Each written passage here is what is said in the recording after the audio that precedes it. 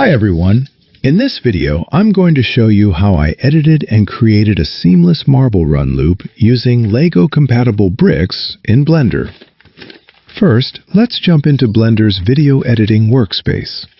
Here, we'll use the Video Sequence Editor, or VSE, to line up our raw footage.